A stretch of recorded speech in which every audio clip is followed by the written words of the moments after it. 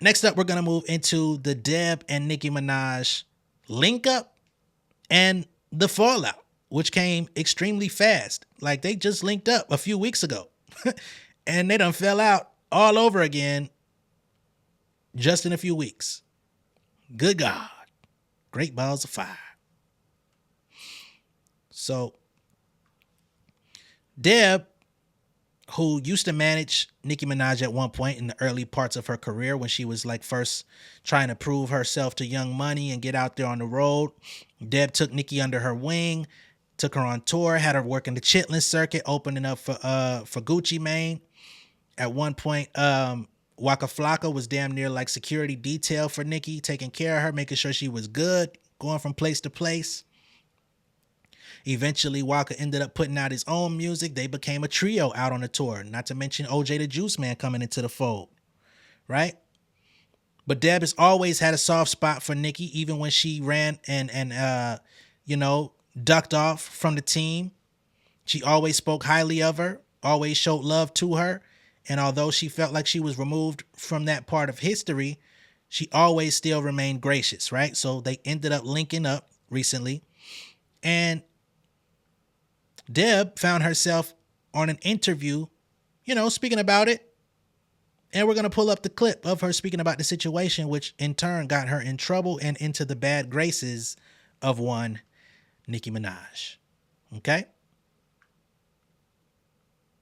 So recently we've seen you are now back working with Nicki Minaj, which I think we all, especially the Barbs, can say we are happy to see that relationship coming back together. Is it true that Waka used to be Nicki's bodyguard? Yeah, he used to. I'd never let her go out. She couldn't go nowhere without him. I would Wow. not really the body go, but you know, wherever she Make went, sure she was Waka and safe. Boo, I would make my two sons go everywhere with her. You know, and you Wow. know, incidentally, me and Nikki was not beefing. That's the people. Right. That's Right. the people that said that. So I'm a person that I don't clap back. I don't. If you notice that with me, I'm not on the internet talking about none of them. This is true. I don't do that. I don't reply back. I don't care what people say. I don't care. And you've made that very clear. You've been very outspoken about many things, and you're like, I don't care what y'all got to say. Now, speaking of the media and the way they've been portraying Nicki in the last couple of months, we've seen her being very successful on Pink Friday 2 tour. But there's been some videos that have been circulating where people have been questioning her and who she is as a person. And you recently spoke out saying that you really don't like the way that they're portraying her, calling her a cokehead, creating these beefs between her and other female artists. Would you ever be willing to try to get her to sit down with possibly Cardi B and Lil Kim to try to amend their differences? I I would would. love to see that. I would love to see them all come together. I think that we all would love to see that, but people would have to be willing to to do that. And to be perfectly honest with you, she's going to kill me for even saying this, but I did reach out to Kim. Okay. Okay. Okay, and It's just not going. so I think that one thing about me, in you know, during that time, then I was with Nikki. Mm-hmm. So where everybody keep talking about she thinks she Kim, she never thought she was Kim, and she did look up to Kim, and Mm-hmm. I know that. The one thing about me, people can say what they want to say. I don't beef with women. Right. I'm not going through all of that, and I'm not putting women against each other. And I wasn't with her making her go against another female artist. Like that's not it. I'm not going to do stuff like that, Right. and Right. I'm not going to advise her to do things like that. A lot of this stuff has to do with teams. And I can't say this enough. Mm. Okay. Okay. They want to see this because people swear to God that this is what makes the money. Unfortunately, it do. People drive to this. Your life is so negative that this is all you want to see. Right. I agree with you 110%. And that's part of the reason why I want to see them all come together because I love all of their music. And even to your point, with Nicki looking up to Kim, we all know Kim kind of set most of the foundation for female rappers to this day. And speaking of which, what do you think about female rap and where it has evolved to? I don't think anything about it. Okay. That's a part of me coming back into this now. We need some order. All right. That's Deb Antney and her opinion on the situation. She says she tried to extend the olive branch, reaching out to Lil Kim to create peace between herself and Nicki Minaj. There's also talk of her extending or attempting to extend that same olive branch to Cardi B. And unfortunately, Nicki said, hey, I never asked you to do none of that shit. As a matter of fact, I told your ass not to do that shit specifically because I ain't out here in the I'm not in the business of showing weakness to these motherfuckers. They never ain't gonna let me, you know what I mean? And I gotta be honest, although I've been critical of Nicki, I personally don't enjoy the way that she's handled relationships with most of the ladies in rap. I will say, if somebody's on my op list, if I don't fuck with this person, whether it was my fault or theirs, you don't go out this bitch on behalf of me saying shit. If it ain't sanctioned by me, if it ain't come out my mouth, if I ain't send it to you in a text, if I ain't send you an email saying get it done, ain't shit for you to get done. Goddamn, I just let you back into the motherfucking fold. We was just getting chummy again, baby. We was breaking bread. You know what I'm saying? We was dipping the bread in the motherfucker. You know what I mean? The little olive oil and garlic shit. We was doing it, baby. Why you gotta go and be weird to me? So I do understand why Nicki is angry, because it's like, dog, it's been a minute since we spoke. It's been a minute since we sat down and chilled. It's been a minute. You know what I'm saying? We was just getting reacclimated to each other. The vibes were getting into a good place where I could have you around. And the first thing you want to do is go off and try to mend fences with some motherfuckers that I don't fuck with for whatever reason. Do I co-sign Nicki and Lil Kim beef when Lil Kim says out her mouth she wanted things to go smooth? She wanted to be that mentor role. She wanted to help usher her into the game. And she feels like Nicki went bad, like niggas got in her head. No, I don't co-sign that. Do I co-sign the beef with Nicki and Cardi B? Y'all have heard me say multiple times, I'm ready for them to lay that shit to rest. I'm ready for them to link up, make some music, put together a fucking tour, put together art. Like, I'm with that shit, to be honest. It's been a long time. Y'all been going at it for 6 years. At some point, y'all, it may never happen. They done both have said some foul shit. You know, people allege that both of them be on fake accounts keeping track of each other, and I'm not putting it past neither one of them motherfuckers, to be honest. So I don't know. It may never get better, but do I co-sign saying if what the fuck, what was the line? Can't remember. If you the quarterback, I'm Nick Lombardi or some shit. Nah, motherfucker, you ain't my coach. I never co-signed that. And I understood why Cardi felt some type of way, and I understood why she approached the situation and let it be known why she felt some type of way. I never expected a 6-year beef to come from that, but goddamn. So I'm not co-signing none of that. But if she feel like it's up, Cardi B said it her goddamn self. If it's up, then it's stuck. So it is what it is. Now let me go ahead and pull up exactly what Nicki Minaj had to say about the situation, because she didn't pull no punches. She was very specific about what the fuck what she said, and she meant that shit.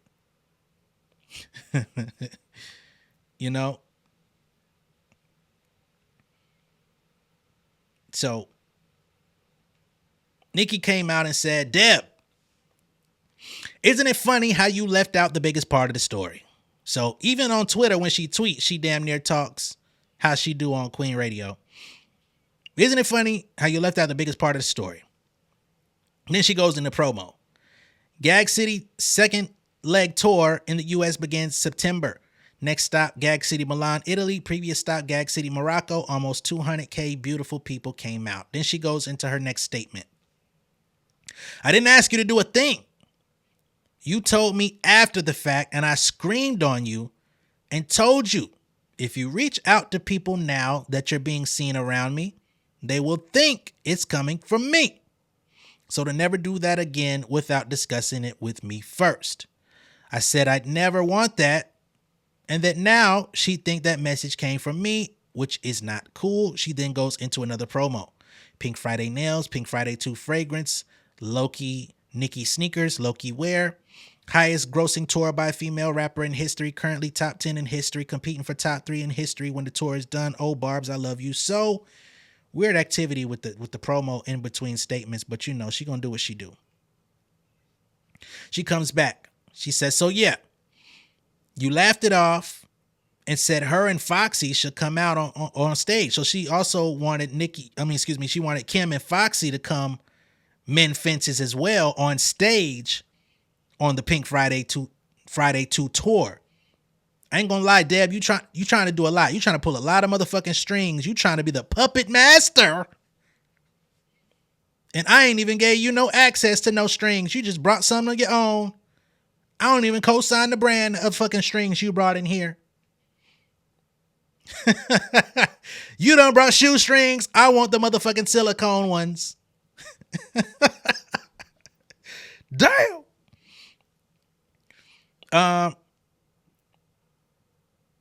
Right. So she says, no, I'd only want Foxy Brown to come out on stage with me. She's like family. No disrespect. God bless everyone and our children. Let us all do our thing and thank God for life. Stop using my name for clickbait in 2024. We get it. I'm that bitch.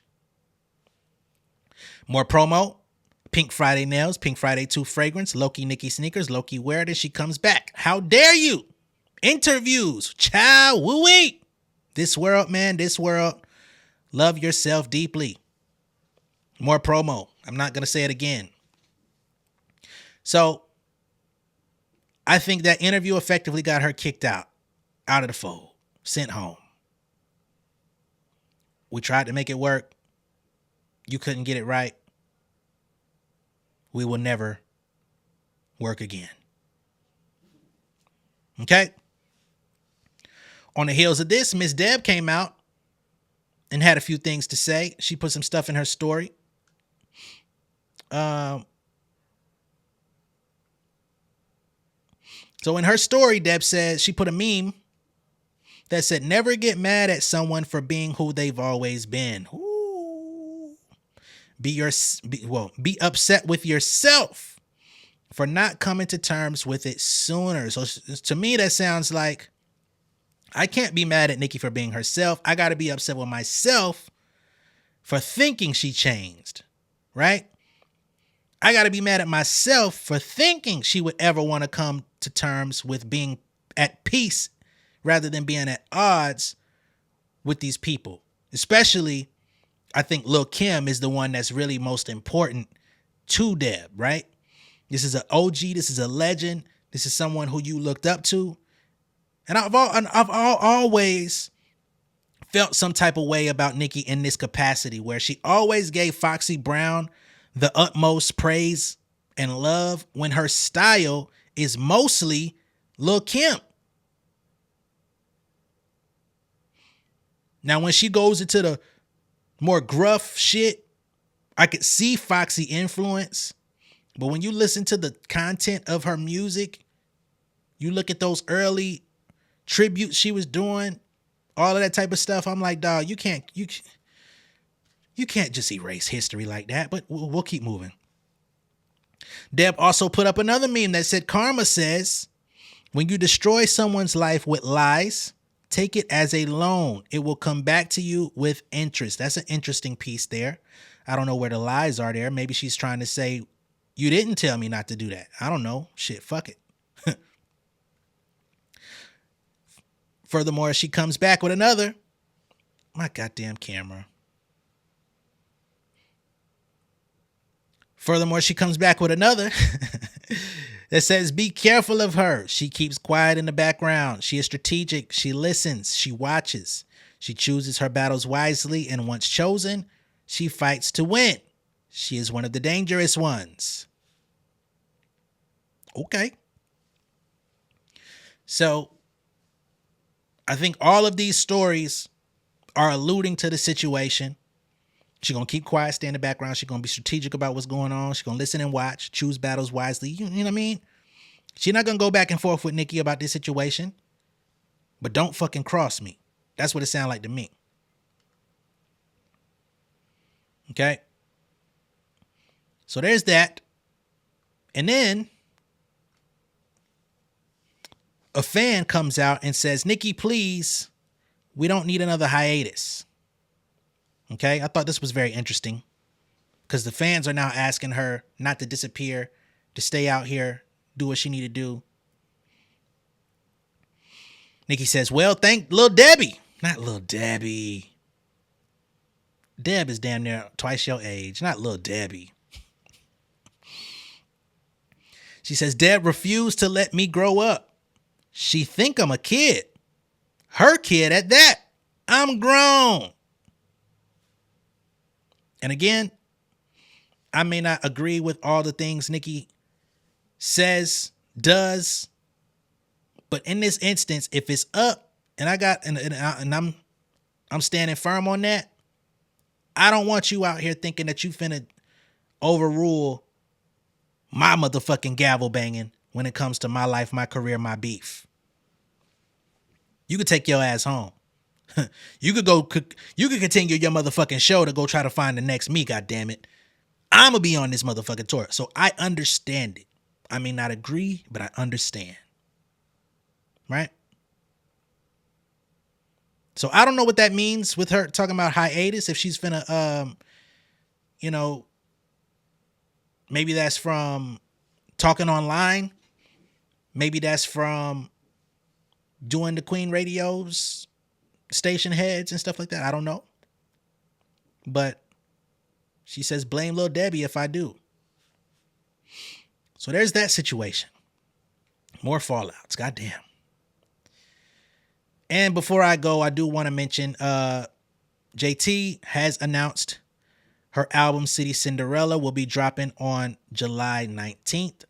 She put a pre-save link in her bio. She says her hands were shaking posting this. Juvies, we here. And I'm gonna be looking forward to this. I'm gonna be looking forward to this City Cinderella situation. I liked OK. I liked the remix with Jeezy. I didn't like Sideways all that much.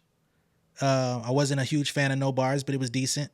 So we'll see what the album has to offer. I don't think No Bars will be on there. That was on the last City Girls album. So new material, hopefully. And we'll see what JT has for us in store. Oh shit, the Lil Mama thing. Lil Mama came out and called Nicki Minaj a musical prostitute. That shit was weird. So apparently rapper D1 had some issues with the BET Awards and the women that were out here, being sexy, scantily clad, showing body. A lot of sexually driven music was being promoted. We had girl on girl action with Victoria Monet and Tiana Taylor. We know D1 is definitely a devout Christian. Not sure why he was tuned in, but whatever, he watches stuff and he gives his commentary. Lil Mama then comes and says, then they came out and gave Nicki an award for leading this pack. So she's basically saying Nicki is responsible for ushering in this new crop of female rappers that only want to be seen and heard for sexual proclivities, right? She's blaming her for this. Then she says corporate bars be going over our head. They laughing at us for sure. It's a very interesting statement. I don't agree with the statement, but I understand where she may be coming from. And this is a thing that, pardon me looking down, y'all, but just checking this email here. I understand because Nicki was at one point the female rapper, right? And she was giving us racy music. And when I say racy, I'm talking about, sexually driven. And the bars was about the coochie and all that shit, right? And she was definitely an influence. I think just about every female rapper out there, if they were honest with themselves, beef or not, she was an influence, right? Neb Love, I don't even know who Neb Love is. They come in and say, I'ma say Lil Kim led Nicki Minaj first. Wait. I'ma say Nicki. Hold on. This person says, I'ma say Lil Kim led first. Nicki Minaj came after. Lil Mama says, keyword, this pack. These young women are not influenced by Kim. Nicki is influenced by Kim. These women are 23. What major musical prostitutes do you remember from the last 15 years? Okay. So her assessment of a musical prostitute is selling sex on wax. But I personally, but you know what's interesting to me? If you look at some of Lil Mama's videos recently, she started wearing less clothing as well. You couldn't beat them. You tried to join them. And you still couldn't join them. So now you want to beat them again? Okay. Furthermore, she says, who do you think they watched corporate give a platform and flowers for slutting out? Be for real. Like I said, they are laughing at us, and the award was a thanks to you. Now we have 7, 8, 9 of them. Prosperous Hustler comes in and says, Lil Mama, if you was invited to the BET Awards to perform, your ass would have went.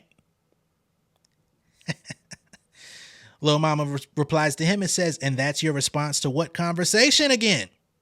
Are you saying that I would have been performing and selling pussy too? Or just performing? Somebody else says, why you brought Nicki's name into this? She responds and says, same reason why you hide behind fake pages, because I can.